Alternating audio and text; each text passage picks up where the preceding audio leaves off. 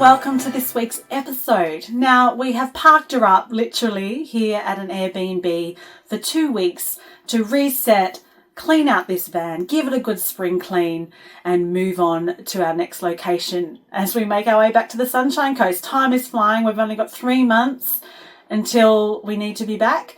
So this week I thought we'll show you around our little home. I wanted to give it a good run before I did a review or show you around, because you cannot really identify the areas that you love or don't love in the first couple of weeks of traveling. So we've been on the road for 5 months. There are some things we love about the van. There are some things we want to change in the future. And I'll answer some of the questions that have been sent through. And yeah, we'll go from there. Firstly, background, a little bit of history. So in November 2024, we received some terrible news from a family member of a cancer diagnosis. It really made us think tomorrow's not guaranteed, you know? So you don't take your life for granted. You just got to, if you're thinking about it, my old saying, just go and bloody do it, because you never know what's around the corner. So we made up our mind. We're actually camping at Noosa North Shore. We love tent camping and we're at the beach, and I said to Josh, we just bloody have to do it. We have to go on this trip. It's the perfect opportunity because Lockie, our eldest son, he's already done a year of kindy. He starts prep in 2026. So it was the perfect window. Josh needed a break. He was getting burnt out from work. I couldn't find any permanent work as a teacher on the Sunshine Coast. And yeah, on the outside we looked happy, but inside we were struggling, to be honest. So we needed a reset year, and this is what we're doing. So that was the main reason. Well, that was the kicker for us. Once we heard that news, we're like, we have to do this trip. Thank God, Pace, Josh's dad, is all good. Treatment went amazingly well and he has come out the other end of it. But yeah, cancer is a real kicker. It affects not only the person going through it, obviously, but family, friends. It's, yeah, you never think it's going to happen to your family. You know, you have this bulletproof vest on, and then when it does happen, it really hits home.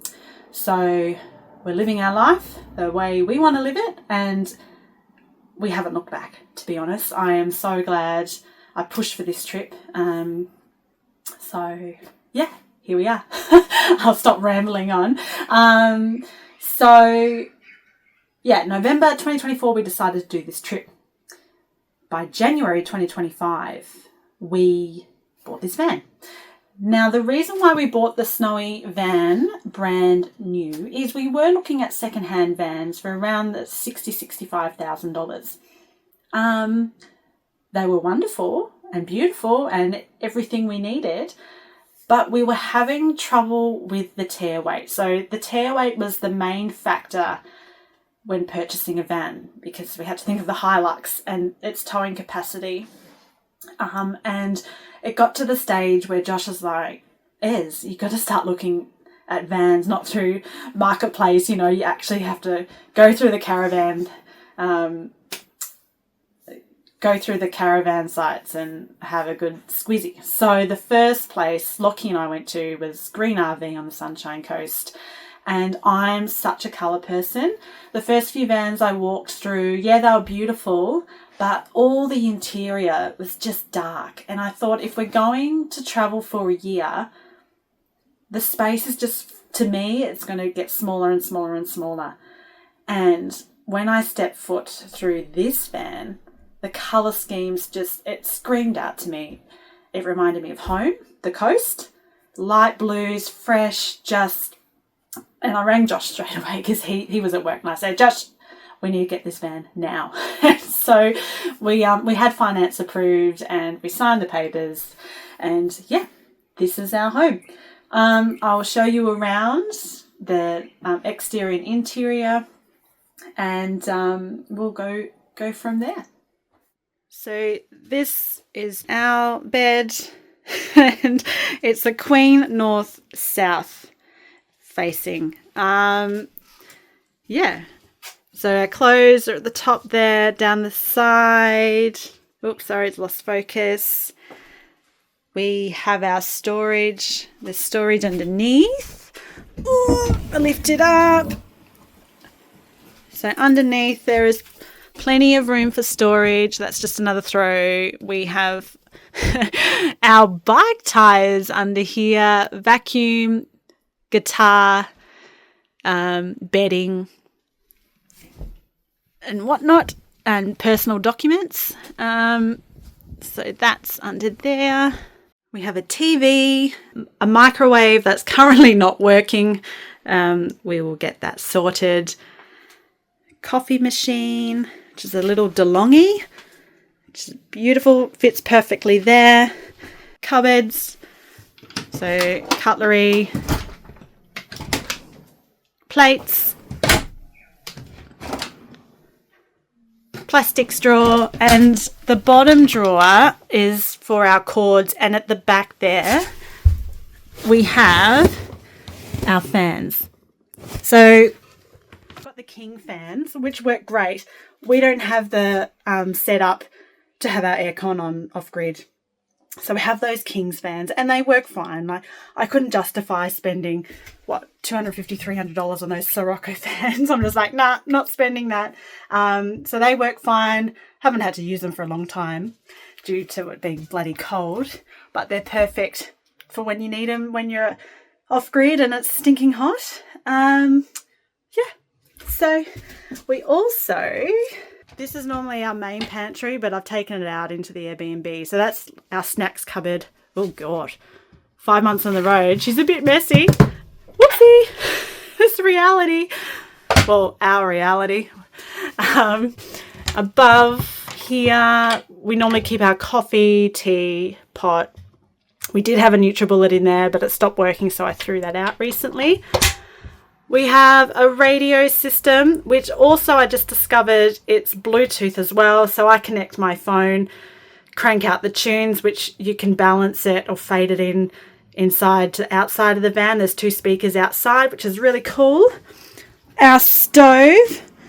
So I've used this a lot. I didn't think I was going to cook much in the van, but to be honest, I have used it the most. So we've got gas and electrical. To be honest, the electrical doesn't work that great.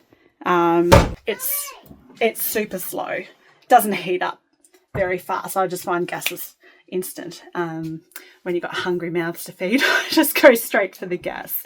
We have, oh, here's Noah. Yeah. You want to cuddle? Oh, okay. Come here. Say hello. Hello. Cuddle. I'm just doing some filming. You say hello? Hello. I'm just showing them around our house. Yeah, that's Vegemite on your nose, mate. Do you want to show them your bed? Yeah. Okay. These are the boys' bunks. I'm in the process of sorting out toys, throwing them out. So this is Noah's bed, isn't it? Yeah, and that's Lockie's bed, yeah, at the top. So underneath, we have a fair bit of storage, which generally is filled up with their toys. And you can access that from the outside as well. On the other side, and on the other side is our power cords and stuff like that. Cheeky chop. Oh my gosh. The top cupboard, we have our towels, boys' clothes. It's an absolute mess, but they're pretty much the same size. Like, even though they're 2.5 years apart. Noah's the stocky one. And Locke's a string bean. So they're pretty much the same size. So they just share clothes. Don't you? There is so much storage in this van, which I absolutely love. So above here is where we keep our extra pantry items. So these Kmart baskets are amazing. I think you get like 2 for $5.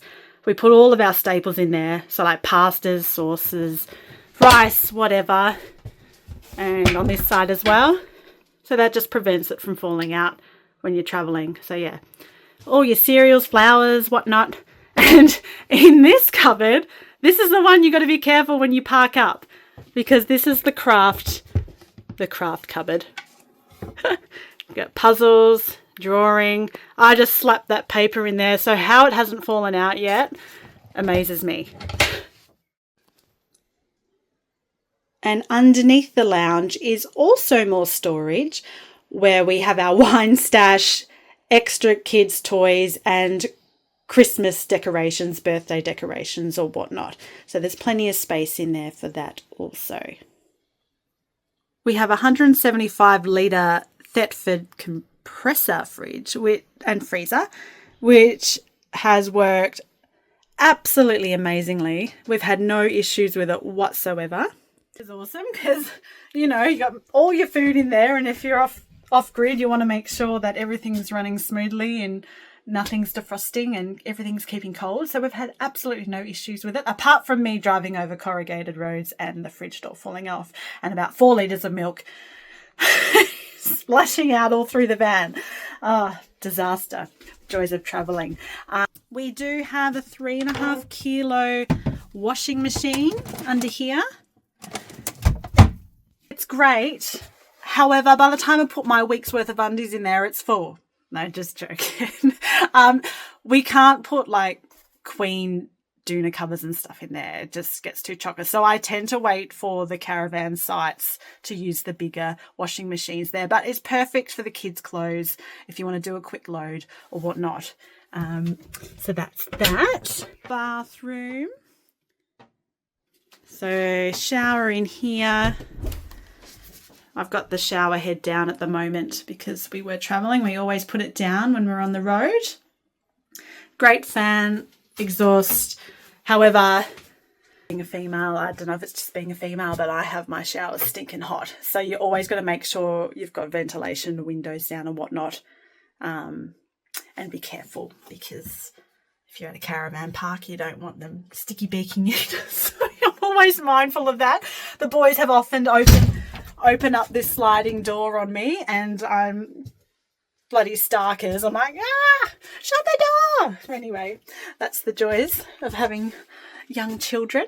Our little lounge area, little L shape, has been good, but someone of the age of 2 has continuously pushed on this, so it is broken.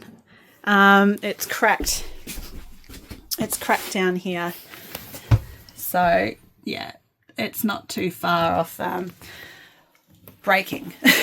So that's something we're going to replace. That's not a quality issue. That's just 2-year-olds not listening and breaking stuff. So that's something we will replace, and I'll show you out the front. At the front is the speaker system. We have 2 speakers here, so I tend to pump out the tunes when we're off grid. I don't want to annoy campers or at caravan park. We've got a little table here that folds down. You can also put your TV on it, as it has the outlets here that you can connect to. It's the toilet. Round the back,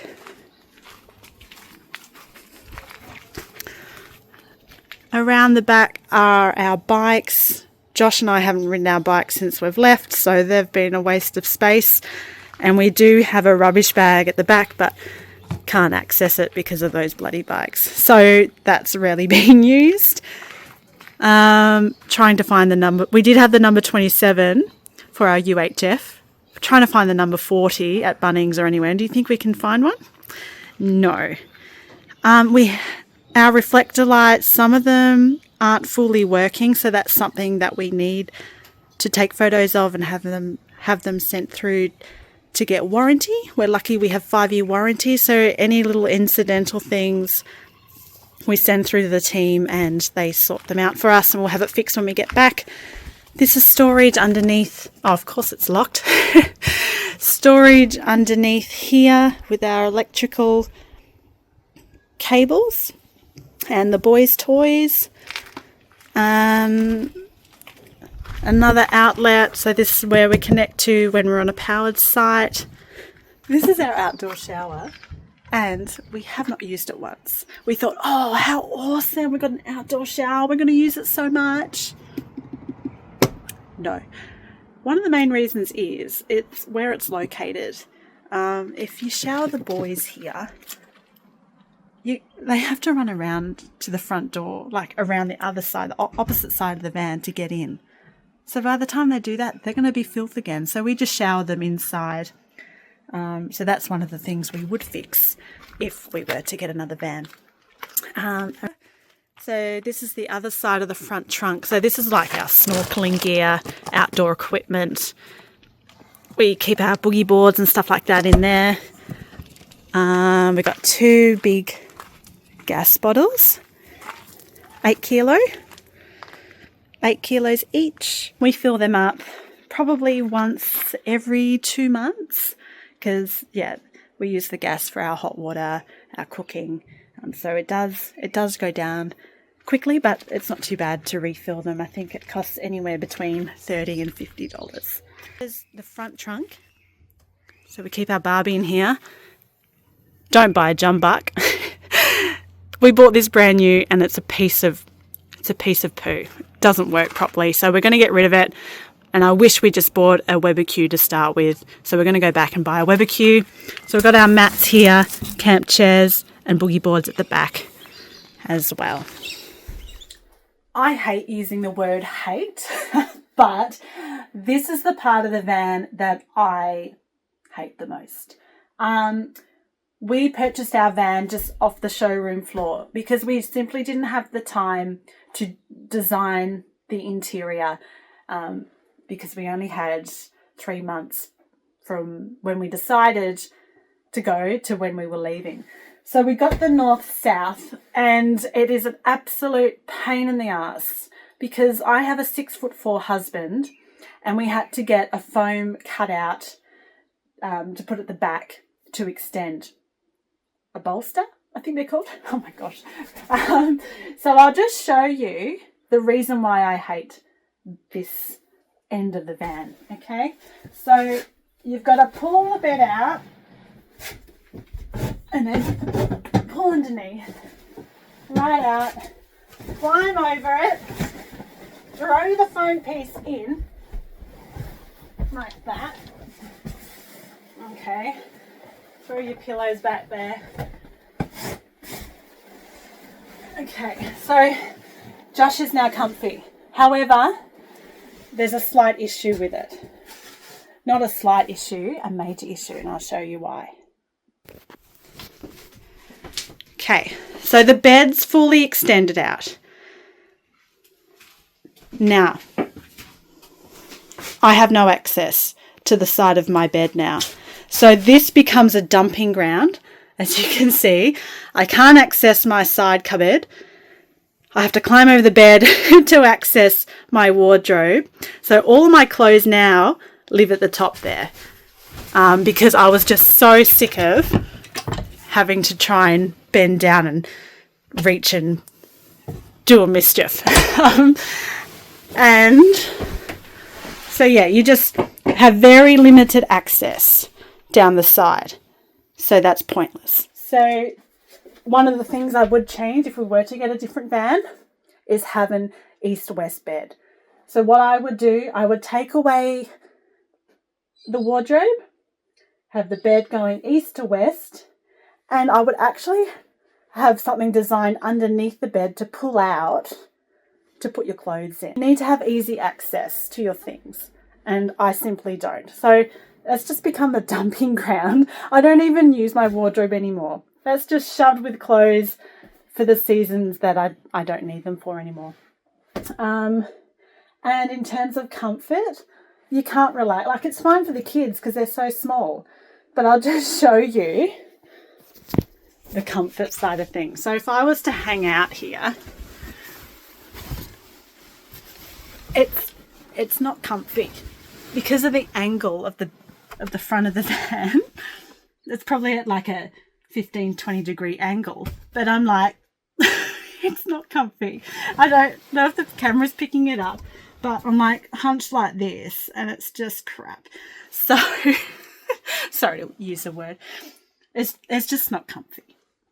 Like no matter how many pillows you use or whatever, you're like this. So Josh and I tend to go down to Noah's bed and chill out if we need a bit of space. I don't know if you follow Sarah and Keelan Travels, but they've designed a caravan because of this issue. The front of their van is just vertical, straight up, for the comfort reasons. So you can relax on your bed. But anyway, that's one of the issues. The major issue, like it's probably a small deal, but when you're traveling for so long, you want to be comfortable and want to be able to utilize the space, and we simply can't. So that is the major thing that we would change in this van. Another thing I would change in the van is our lounge room setup. Oh, jeez. I think I just broke it even more. I would have a booth. So I would have a table going this way and booth here, booth there. In that way, when we're having dinner, you don't feel like you're trapped in the middle with the L-shaped lounge. And I reckon that would generate a little bit more space as well. You could maybe put an extra cupboard down there for storage. So yeah, that's another thing I would change, is change the L-shaped lounge to a booth and add a little bit more comfort. Another thing I would change is nothing. Apart from that, they're the two major things. The main bed and the lounge area. Everything else has been amazing. Like, it felt like home straight away when we purchased the van. And that is the main thing, because when you're traveling for so long, you want it to feel like home straight away. And it certainly did that. Now the question is, do you need a 22-foot caravan to travel Australia? And the simple answer is no. We have seen people cruising around with rooftop tents, 14, 15-foot vans. But the reality for us is we have 2 young kids and we wanted to make sure they had a safe space to feel comfortable in. And if they needed some time out, they knew they wanted to come back to the van to have some downtime. And also traveling for such a long period of time, you had to factor in storage as well. You have a lot of things to pack in terms of winter clothes, summer clothes, toys, craft things, pantry items, shoes, the works. However, we have decided at the end of our trip to sell our van. For the pure fact is, you do not need a 22-foot van to do weekend trips. It's a bit much in our view. We actually want to downsize to something around 17, 18 foot with bunks. But the thing I miss most, as much as I love the van, it's been amazing, I miss the simplicity of camping. Setting up the tent, getting wood for the fire, which we still do, but just the simple things of camping, setting up your site. So I'm looking forward to getting back home and getting back to basics with camping. Yeah, so when we get home, we will be selling our van once we get all the warranty claims done and fixed. Then there haven't been major issues. It's just mainly the reflector lights. Some of them are only half working. Our light on the door has stopped. And the microwave has stopped working. So they're very minor issues. The fridge was our fault with the door falling off. That wasn't a quality issue. That was just me driving over corrugations too fast. And the table is our fault too. So we'll get those fixed, get the van looking schmicko, and we will be selling it come February, March in 2026. So if you are interested in a family van, highly recommend. It's a beautiful, beautiful van, structurally sound. We've taken this van to places that you probably shouldn't, because it's a semi-off-road van, but we've treated it like an off-road van, and we've had no issues. It's been amazing. Yeah, we absolutely love it, and we will be sad to see it go. but it's simply too big to sit in our driveway. So it has to go. But a lot of memories have been made in here, and very, very grateful for the time I've been able to spend with my gorgeous family traveling around this wonderful country. So to finish off this episode, guys, I have had some questions come through via Instagram and YouTube. So thank you to those that have sent them through. First question, best tip or trick for camping setup? Now, your camping setup is what you establish on the road to best suit you. We generally don't do the full setup if we're just staying overnight at a road stop. For example, we won't get the awning out. We may get a couple of camp chairs, but we don't get the mats out or anything because you're just staying there the night and you're pretty quick to leave the next day. So we tend to keep it as simple as possible. However, if you are setting up over 3 or 4 days or longer, we do generally do the full setup. So we'll get the awning out. I most likely have washing to hang out. So the awning goes out, we get our mat, and we get our camp chairs as well. So there's no real tips or tricks really. You get into a bit of a groove once you're on the road and you find the things that best suit your needs. How long does the toilet cassette last for? And do you have a spare? Well, that all depends what you've eaten the night before. No, just joking. So generally it lasts about a week. Initially on our trip, everyone was holding number twos. We're like, we are not pooing in the cassette. But it got to the stage where we had no choice. So once you do it once, it's fine. Like a poo's a poo. When you got to go, you got to go. We do use these Porta Pack deodorizer things that you put in your toilet. They are quite expensive. They're about $35 for 15 treatments. Now, the tip is you need to do your number twos in the cassette for these to work, to take out most of the stench. So they actually don't work if you just do number ones. So you need to do your number twos, whack one of these in, and it helps break down the poos and wheeze and whatnot, and try and stabilize that stench that runs through the van. So poor Joshy, that's his job, is to empty the cassette. But yeah, generally it can last us a week. It's extra handy having boys because when you're off-road, they tend to do their bush wheeze, so they don't fill it up as much. But I'm very thankful for a cassette toilet for me. Do you have a coffee machine? And if so, where do you put it while stopped? We have a DeLonghi. We were going to bring our Breville coffee machine from home, but when I weighed it, it was 10 kilos. It was quite hefty. So I've opted for a smaller, so if you can hear Noah and Josh in the background, they're out there playing, kicking a footy. I'll just show you our coffee machine. So we have a DeLonghi. It's very compact and it just sits on the side here near our basin, and we just connect it up to the power there. It's very simple to use and very compact. And once we're finished with it, I just tend to put a tea towel in the sink and lay it down and place it in the sink like so. So it doesn't move around too much. And then I just pop in the soaps or whatnot under there also. And the last question, how do you find sitting up in bed? Do you just lean against the blind or something? It is so uncomfortable, to be honest, no matter how many pillows and stuff you have against the blind, because it's at a slight angle, you lean forward like that and it's just super uncomfortable. So yeah, as I mentioned previously, Josh and I tend to chill on Noah's bed because it's super flat and you can kind of sit up, like prop yourself up with a pillow. But the boys, our bed is the communal bed. That's where the boys tend to hang out, watch their telly, play games or whatnot. So thank you for those questions. I hope you got the answers that you were looking for. If not, feel free to leave a comment below or message us in Instagram and I will clarify those questions as best as I can. So that's it, guys. I hope we gave you a little insight into our home, about the things we love, the things we want to change, answered your questions.